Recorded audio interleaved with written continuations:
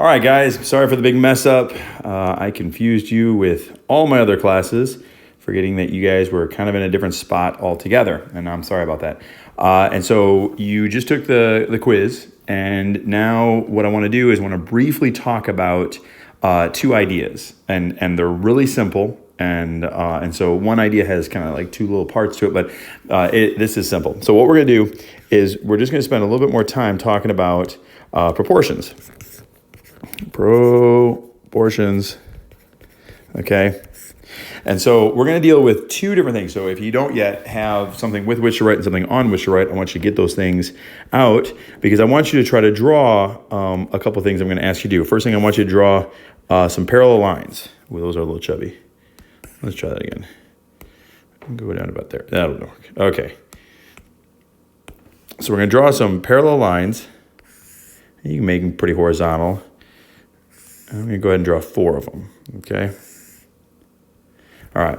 Now, I know that they're parallel if they have like a little arrowhead somewhere on the line, not just on the end of the line like the ones I'm making right now, but somewhere on the line, you got to have like a little arrowhead. And that would signify that, hey, those are parallel lines, okay? So then what we're going to do is we're going to take another line and we're going to kind of cut on through like this. And then I'll make a red one and we'll cut on through like that. Okay, and so this is the first big idea today, that parallel lines will, when they are then intersected by other lines, they'll create some proportions, okay? And before, every time we dealt with parallel lines, we'd say, hey, if we have parallel lines, then and the end of that statement was, we know something about angles. But that's not what we're doing here, okay? This is, if we've got parallel lines, think about what the relationships are of parallel lines. They don't get any closer and they don't get any further apart. They stay the exact same distance apart forever. And so because of that, when other lines like this red one and this blue one come through and get cut by the parallel lines, all of these pieces, I'm going to label what I'm talking about right now. I'll say this is A, this is B, this is C, this is D, E, and F. And when I'm labeling those, I'm referring to the length of this part right here. That's A, and this is D. Well, those pieces become proportional. And when you have parallel lines, because the parallel lines don't get any closer or further apart from each other, they cut other lines proportionally, okay? And so that's important for us to know. And so in this situation right now, I could say, I know that A is to B in the same way that, and I hope you would all be able to say, well, D is to E. That A has the same relationship to B as D does to E. I could also say that A is to C the same way that D is to, and I hope that you would all know that D is to F. You could say that B is to C the same way that E is to F. Yeah, hopefully you can see these right there. Now you can come up with all sorts of proportions. You could even say, you can kind of work across and go this way. You can say A is to D in the same way that, and think about it, there's a couple different ways of finishing that out. You could say that B is to E. You could say A is to D the same way that C is to F, okay? And so there's all sorts of proportionalities here. The one thing that is important, now I think most of these were pretty obvious, but the one thing that's really important, and please don't miss this, is that you cannot compare it to something that it has no relationship with. I cannot say A is to E in the same way that, it doesn't matter what I read over here, okay? A has no relationship with E. It's not on the same line as E, and it's not in the same gap as E. And so I cannot say A is to E because that's like literally comparing two things that have no connection whatsoever. So you can't say A is to E, just in the same way you can't say A is to F. All right. You couldn't say B is to D or B is to F. It has no relationship with those. You can't say C is to D or C is to E. It has no relationship. It's either got to be on the same line or in the same gap. Okay. For you to write a proportion. Sorry. All right. So now with all of that, what we're going to do is let me get rid of some of this stuff and let's see if you can, let me put some numbers in and let's see if you can solve them. Okay, I think it's doable. So what I'll do is I'll say, okay, let's say that this is, I don't know, we'll go X, Y, 2, 3. No, that doesn't make sense. We'll go 2, 3, 4, 5. Okay? I'm not saying that that's a very well-drawn picture to represent that, but I think we can figure this out, okay? And so what I want you to do right now is go ahead and see if you can solve for x and for y based on the proportions we just set up a second ago. So you can pause the video right now if you need to for a second, and I want you to go ahead and solve for both x and y.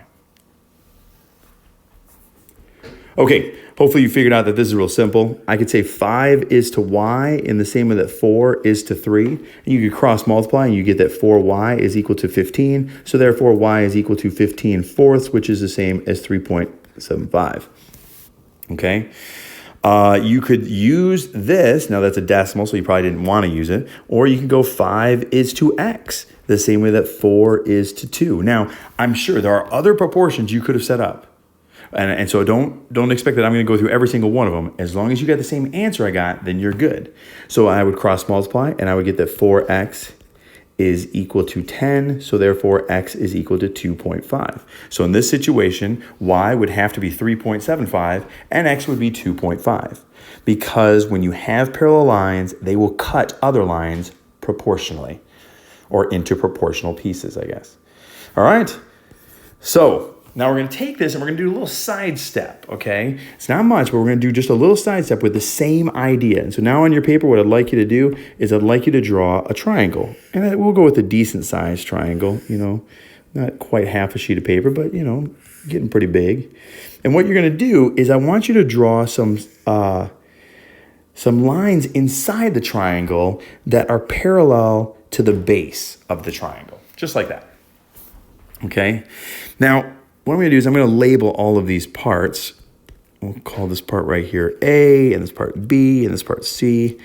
This part will be X, and then Y, and then Z. Okay.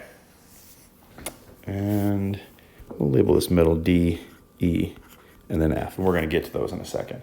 Okay, this is where, at first, you can see this is almost exactly what we were just talking about. You know, we got these parallel lines coming through, and so therefore, we can figure out all sorts of proportions, like A is to B in the same way that X is to Y, or A is to C in the same way that X is to Z. So easy, okay? And all those are true. All those are true. Now, here's the one thing, though. What's a little bit different is that on this one, we also have these bottom sides labeled D, E, and F. Man, this is where we got to be careful. So if they're going to mess anything up, this is going to be where it could get messed up. Is you might be real tempted if I said, hey, let's come up with a proportion. A is to B the same way that D is to E, okay? I'm saying A is to B the same way D is to E. And the question is that okay? And the answer, no, that's not okay. And I hope you can see why, and here's why. A is the whole side of a triangle. D is the whole side of a triangle. E is even the whole side, the entire side of a triangle. But then we get to B, and B is just part of a side of a triangle. It's not the complete side. And so we can't compare whole sides of a triangle to then just a piece of a side. That doesn't make any sense, okay? And so we wouldn't be able to do that. So to do this right, because this is clearly wrong, oops, there we go. So this is wrong. To do this right, we would have to say A is to A plus B, the same way that D is to E.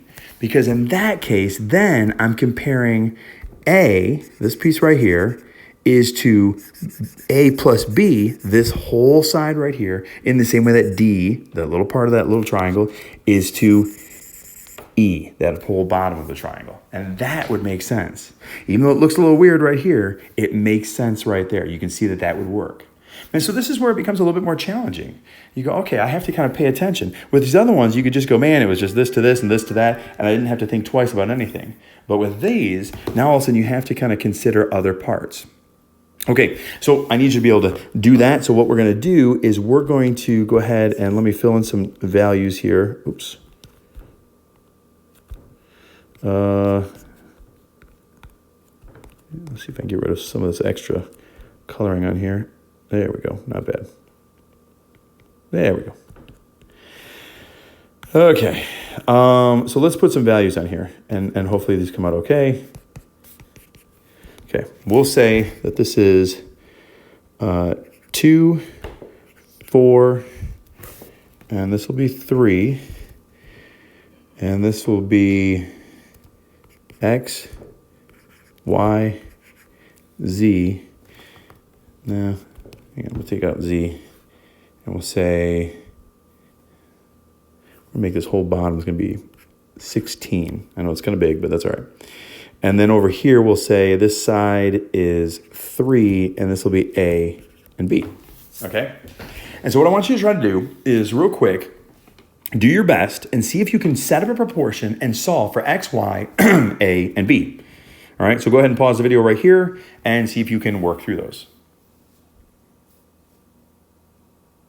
All right, let's see how you did.